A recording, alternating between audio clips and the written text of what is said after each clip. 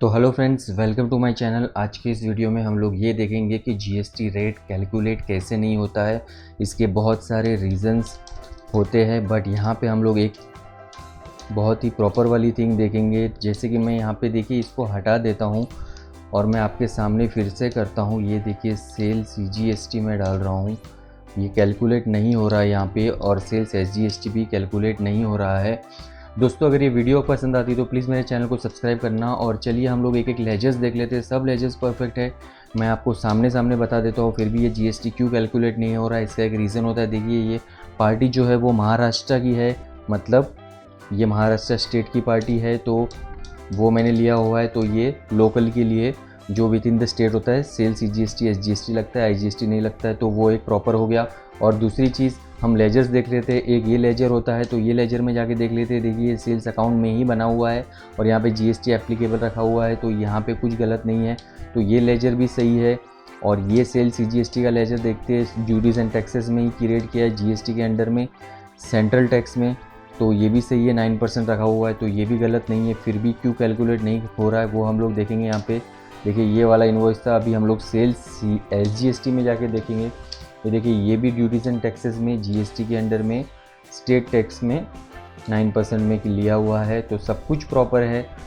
इसका ये जो है ये भी प्रॉपर है। ये महाराष्ट्र की पार्टी है और मेरी कंपनी जो है रवि एंटरप्राइज वो भी महाराष्ट्र की है, तो यहाँ पे सेल CGST सेल SGST ही लेना बनता है। फिर भी ये कैलकुलेट क्यों नहीं हो रहा है, एक बार हम लोग यहाँ पर कंट्रोल O करके देखते हैं। कंट्रोल O करने के बाद ये ऊपर वाला Alt+ से GST एनालिसिस देखते हैं। यहाँ पे देखिए tax rate tax type not specified लिखा हुआ है, तो ये वाले प्रोडक्ट पे कैलकुलेट नहीं हो रहा है। अभी हम लोगों के पास एक ही ऑप्शन बचता है कि हम प्रोडक्ट के अंदर जाके देखते हैं कि क्या प्रॉब्लम है। तो यहाँ पे देख सकते हो आप, प्रोडक्ट में मैं जा रहा हूँ और यहाँ पे मैंने GST एप्लीकेबल ही लिखा हुआ है और यहाँ पे मैं येस करता हूँ, तो यहाँ पे भी देख सकते हो आप 18% 99% हो रहा है। तो ये क्यों कैलकुलेट नहीं हो रहा है वो देखते हैं। सबसे पहले तो ये देखिए 1 मई में बिल बन रहा है और यहाँ पे हम अंदर जाते हैं और यहाँ पे जाके देखते हैं कि प्रॉब्लम कहाँ है। प्रॉब्लम यहाँ है, ये देखिए यहाँ पे टैक्स डिटेल में जो लिखा है वो ये लिखा है कि फ्रॉम 31 मई 22 से ये टैक्स रेट लागू होगा, जो कि ये वाला है। कई बार हम लोग ऐसा करते हैं कि एक स्टॉक क्रिएट किया हुआ होता है, फिर से उसमें जाता है, टैक्स रेट नहीं लगता है, तो हम लोग फिर से एक टैक्स डालते हैं। वैसे ही यहाँ पे किया गया है। तो एक बात है, यहाँ पे देखिए ये साइड में एक ऑप्शन दिया हुआ है Alt+W, तो Alt+W में जाएंगे हम लोग और यहाँ पे देखिए ऐसा आपको दिखेगा कई बार अपने टैली के अंदर, आपके आइटम के अंदर, जैसा कि यहाँ पे है। देखिए 1 अप्रैल 2022, आपके यहाँ पे 21 भी हो सकता है, 20 भी हो सकता है। मैंने जस्ट एक एग्जांपल के लिए लिया हुआ है ऐसे। तो ये जो एंट्री है यहाँ पे ये 1 मई की ना हो कि ये 30 मई की भी हो सकती थी, 25 मई की भी हो सकती थी।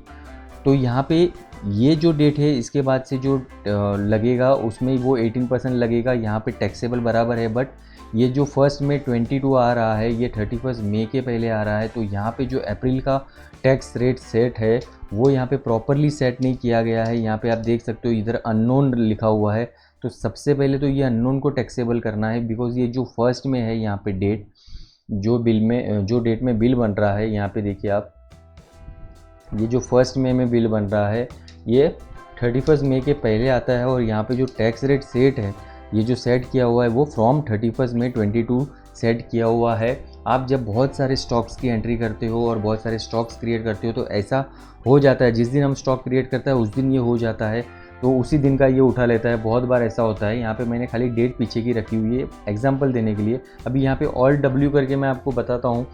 यहाँ पे देखिए, अगर मैं ये 1 अप्रैल को जाके इसको अगर मैं टैक्सेबल कर देता हूँ और यहाँ पे जो सेट टोटल डिटेल है, सेट टोटल टैक्स डिटेल्स, इसको मैं येस करके यहाँ पे ऑलरेडी 18% दिखा रहा है। अभी देखिए यहाँ पे मैंने इसको टैक्सेबल कर दिया है और यहाँ पे डिटेल्स भी कर दी है। अभी नीचे की लाइन को ज़रूरत नहीं है कुछ करने का फ़िलहाल के लिए, तो अभी आप देखना ये टैक्स अपने आप उठा लेगा। यहाँ पे देखिए आपके सामने है, इसने टैक्स उठा लिया है, इसने प्रॉपरली टैक्स उठा लिया है। 5000 का 450 450। जस्ट एक हम लोगों की गलती हुई थी, वो गलती हमने सुधार दी। जाके यहाँ पे इसमें गए हम और यहाँ पे जो डिटेल्स है राइट साइड में Alt+W, ऑल डब्ल्यू में जाने के बाद हमें हमेशा ये चेक करना है जब भी हमारा टैक्स रेट नहीं उठाता है। कई बार ऐसा होता है कि कुछ आइटम 28% में 3-4 साल पहले आई हुई होती है और बाद में वो 18% में होती है, या बाद में 18 में आई होती है, बाद में 12 हो जाती है। ऐसे भी बहुत सारे इश्यूज़ होते हैं, बेचना पड़ता है 18% में, ऐसा बहुत सारा प्रॉब्लम्स आता है। तो कभी कभी टैक्स रेट कभी तो उठाता ही नहीं है जब अननोन होता है। तो वो टैक्स रेट डालने के लिए भी हमको यहाँ पे आके चेक करना चाहिए कि यहाँ पे कितने सारी टैक्स की हिस्ट्री है। यहाँ पे देखिए टैक्स रेट हिस्ट्री डाली हुई है, तो ये नीचे की लाइन हम लोग डिलीट भी कर सकते हैं और रहने देंगे तो भी चलेगा। ऐसे करके इसको एक एक करके डिलीट भी कर सकते हैं। तो फिलहाल मैं इसको कुछ नहीं कर रहा हूँ क्योंकि हमारा टैक्स रेट सेट हो चुका है। और यहाँ पे देखिए हम लोग कंट्रोल ओ करके भी यहाँ पे जीएसटी एनालिसिस में जाएंगे तो यहाँ पे देखिए ड्यूटी बराबर 900 दिखा रहा है। तो ये हमारा प्रॉपरली हो गया है। तो इस तरह की प्रॉब्लम्स आती है दोस्तों, बहुत बार आती है। तो ऑल डब्ल्यू में जाके आपको देखना है। तो अगर ये वीडियो आपको पसंद आई रहेगी दोस्तों तो प्लीज़ लाइक एंड सब्सक्राइब कर देना। थैंक यू सो मच मेरी ये वीडियो देखने के लिए, और take care till then and bye.